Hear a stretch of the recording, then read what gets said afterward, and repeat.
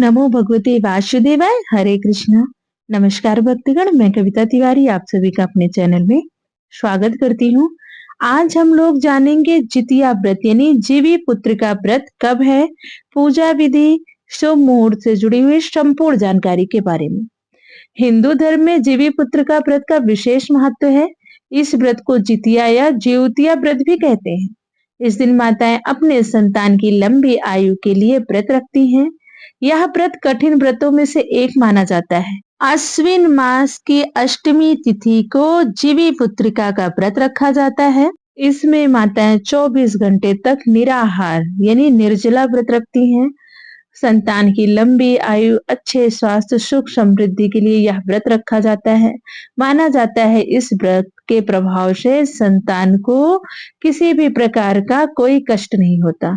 कई महिलाएं संतान प्राप्ति की इच्छा के साथ भी यह व्रत करती हैं। इतना ही नहीं, जिनके संतान के जीवन में कुछ स्वास्थ्य रोग जैसी समस्या हो, उसे दूर करने की कामना से भी महिलाएं जितिया व्रत करती हैं। जितिया व्रत में गंधर्व राज जीमूतवाहन की पूजा करते हैं। इस व्रत को नवविवाहित महिलाएं पुत्र प्राप्ति की कामना से भी करती हैं। तो आइए जानते हैं जितिया व्रत का शुभ मुहूर्त क्या होगा और कब रखा जाएगा। अश्विन माह की अष्टमी तिथि की शुरुआत हो रही है 24 सितंबर 2024 को दोपहर 12:38 पर और तिथि का समापन हो रहा है 25 सितंबर को दोपहर 12:10 पर।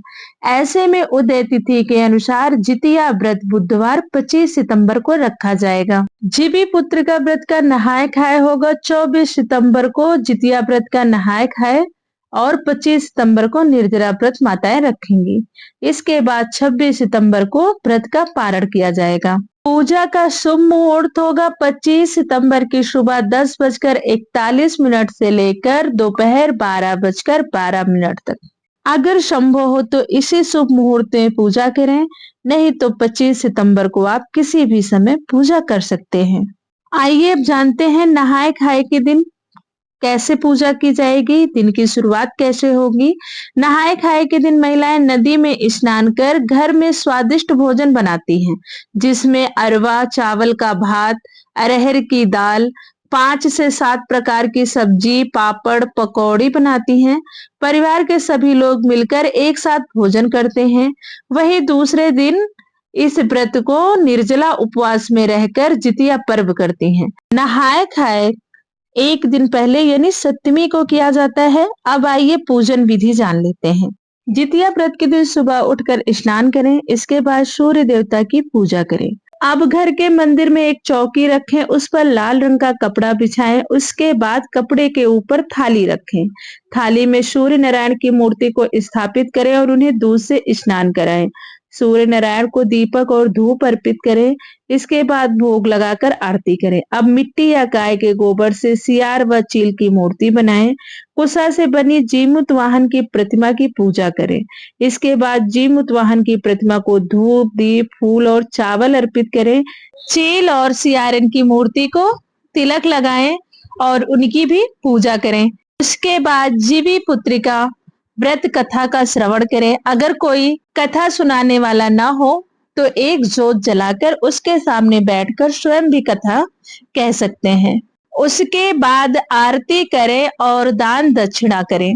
फिर भगवान के पैर छूकर उनसे पूजा में हुई भूल चूक के लिए माफी मांगते हुए बड़ों का पैर छूकर आशीर्वाद लें। आइए अब जानते हैं पारण कैसे करेंगे। आइए पारण के बारे में जान लेते हैं। पारण आप शुभ मुहूर्त में करेंगे। शुभ मुहूर्त मैंने आपको पहले ही बता दिया है। पारण करने के लिए सबसे पहले आप सुबह उठ के स्नान आदि करके सूर्य भगवान को अर्घ दें।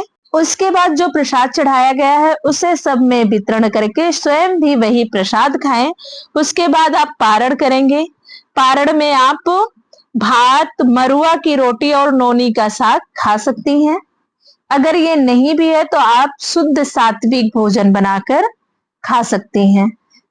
पारण के समय आप पूड़ी बना सकती हैं, आलू की सब्जी या जो भी आपके पास है वो बना के, कुछ मीठा बना के आप व्रत का पारण कर सकती हैं। पारण से पहले अगर संभव हो तो किसी ब्राह्मण को भोजन कराकर उन्हें दान दक्षिणा देके पैर छूकर उन्हें विदा करें।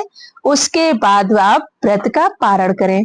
और पारण में अगर आपके घर परिवार में ज्यादा लोग हैं तो सभी को बुलाएं और सबको अपने घर पे भोजन करा के व्रत का पारण करें।